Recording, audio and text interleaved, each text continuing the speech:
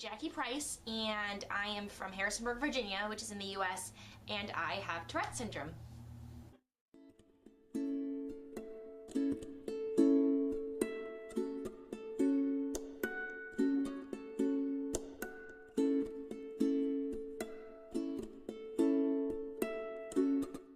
I was first diagnosed with Tourette's my sophomore year in college, which is actually pretty late because most people are diagnosed when they're a kid, but I started having tics in 8th grade, but they were really kind of subtle, and I just kind of covered them up, and my family didn't really think much about it. But when I got to college, they started getting a lot worse, and after like a year of just really bad tics, I was finally diagnosed by a neurologist as having Tourette's.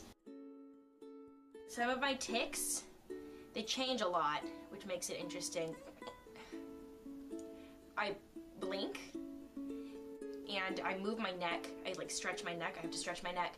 I say words. My words right now are please, stop, and no. Those are the ones I yell, which always gets a little confusing. Yeah. I also roll my eyes.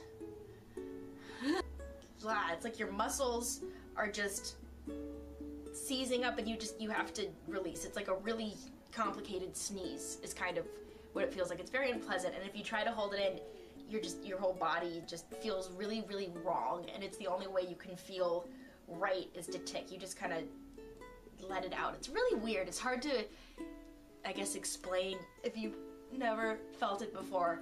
Yeah, it's odd. I didn't start having tics until 8th grade, so high school with Tourette's, it wasn't that bad because, like I said, I could cover it really well. It was just this high-pitched yelp kind of thing that I could usually cover up as a sneeze.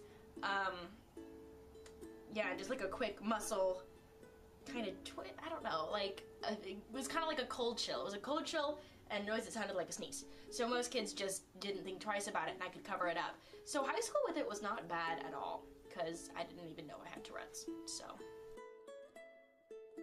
My teachers are really understanding, I guess my professors in school.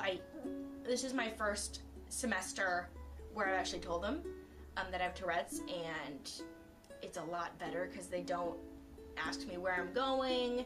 If I make a sound, they don't try to ask me what my question was. They don't look at me funny for sticking my tongue out at them. It's just, yeah, they're really great about it. My best teacher. I have two. Well, one actually, it was just one instance. I'm in this massive psychology class. It's like 250, 300 people, and the teacher doesn't know any of our names. But the first day I went up and I said, I have Tourette's, so sorry if I make noise, and if I raise my hand, I'm probably not raising my hand, so don't worry about it. And a few weeks later, I finished my test, and I was leaving, and he chased me to the door and stopped me and was just like, hey, how's it going? Is there anything else I can do? Can I make any more accommodations? Are you learning?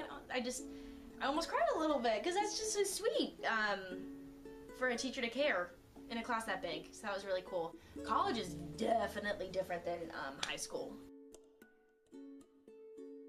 You kind of, not find, okay, you find yourself.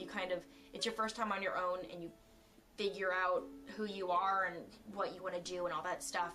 And especially with Tourette's, I don't know, I feel a lot more independent and able to tell people, and I take a lot more responsibility on myself. I don't have my parents or anyone to stand up for me about it, so it's just kind of me.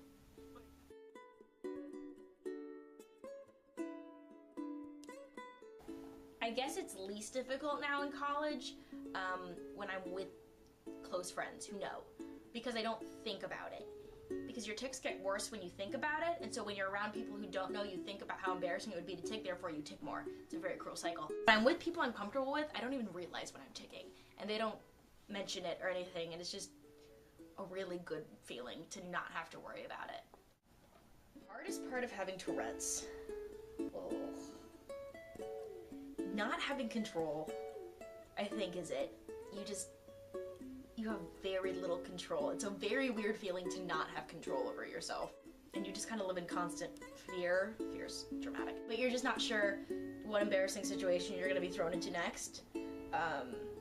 And you're just kind of always on guard and always thinking and focusing on not ticking. So it's just kind of a lot of energy.